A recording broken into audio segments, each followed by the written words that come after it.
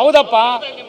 ಇವಾಗ ನೀವು ಒಂದು ನಿಮಿಷ ತಾಳಿ, ನೀವು ಬನ್ನಿ. ನಾನು ಕೆಲಸ ಇಲ್ದೇವನ, ಸಿದ್ದರಾಮಯ್ಯ ಕೆಲಸ ಇಲ್ದೇವದನ್ನ ಮಾಹಿತಿಯನ್ನು ಕೊಟ್ಟು ಅಂಕಿಅಂಶಗಳನ್ನು ಕೊಡ್ತೀನಿ.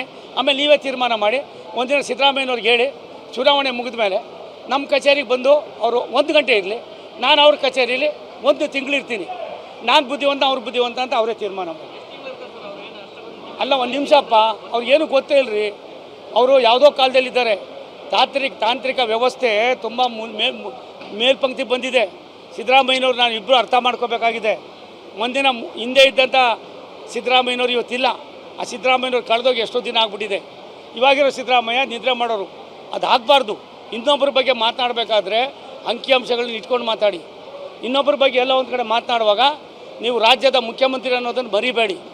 ಆ ರಾಜ್ಯದ ಮುಖ್ಯಮಂತ್ರಿ ಆದಮೇಲೆ ಹೋದ್ಮೇಲೆ ಏನು ಬೇಕಾದ್ರೂ ಮಾತಾಡೋಣ, ಬೇಡ ಅನ್ನೋದಿಲ್ಲ. ರಾಜ್ಯದ 7.5 ಕೋಟಿ ಕನ್ನಡಿಗರ ಮುಖ್ಯಮಂತ್ರಿ. ಹಾಗಾಗಿ ನಾನು ಭಾರತ ಸರ್ಕಾರದ 142 ಕೋಟಿ ಜನರ ಒಬ್ಬ ಪ್ರತಿನಿಧಿ.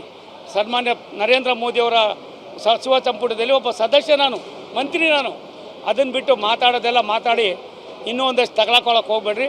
ಇನ್ನು ಮುಂದೆ ಆದ್ರೂ ಗಾಂಭೀರ್ಯತೆಯಿಂದ ನಡ್ಕೊಳ್ಳಿ. ಅಪ್ಪ, ಒಂದು ನಿಮಿಷ ತಾಳೋ.